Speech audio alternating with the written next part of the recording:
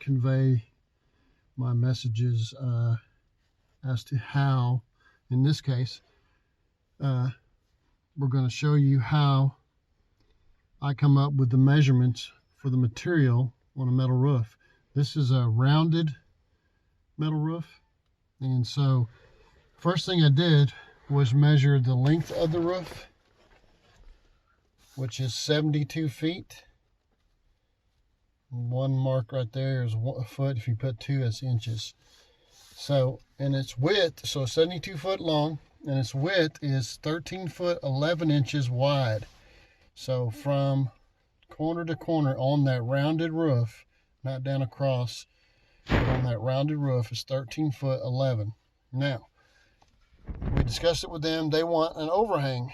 So what I did was went ahead and got a 15 foot length.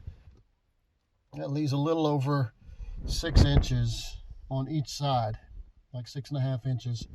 So we got 15 foot sheets. All right. And I have 72 feet. So what I do is I take 72, which you can do it in your head, but I'll show you. I don't know if the camera can see that. It's clear. 72. And these sheets are, when they're one lapping over top of the other, they are 3 foot. So you go 72 divided by 3 equals 24 sheets.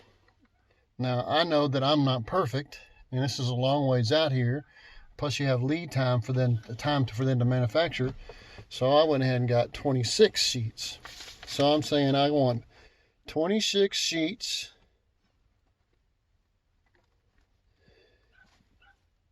$15 long.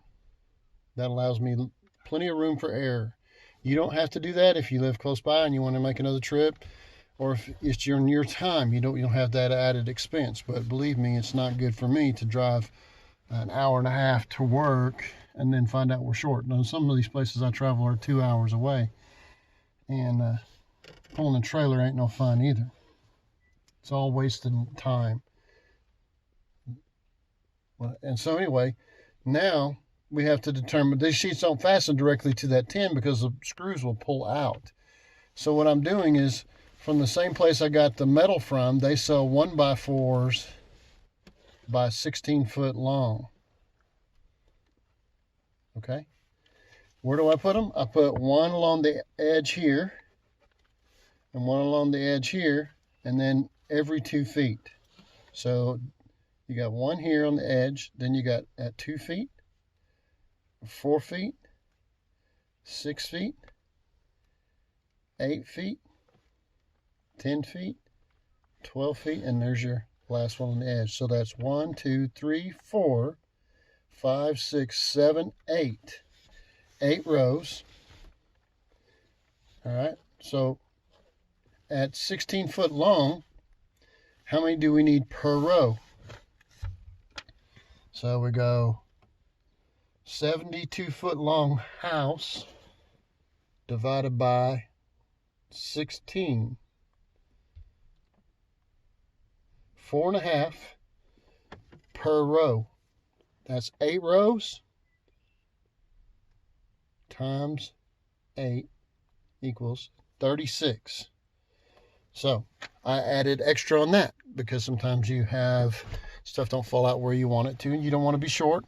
So I've got 40, but I actually have a porch on this one, so I got 44. So that should be plenty of 1x. Then we're going to use, on this particular job, I would have said 40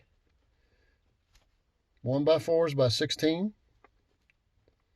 which you don't have to use 16s, you can use 8s, but that's what they have a good price on. And this, even though everything's high, I got those for like a little over $5 a piece.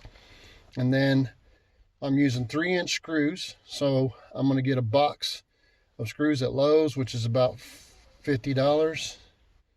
and 3-inch screws. We're going to go through that wood, that 1x, in through the metal and into the little rafters that they have underneath them. We'll feel that with our feet on both sides. But that, and then I call up and ask them what kind of materials costs are going to be. I also have Prodex rolls, and that's the insulation I keep from the metal from sweating. And then running the 1xs that we're fastening to, or going to holes that the screws are fastening everything to, and then running down inside the house. So we don't want that. We don't want anything to sweat, because there's a difference in temperature between the inside and the outside of the house.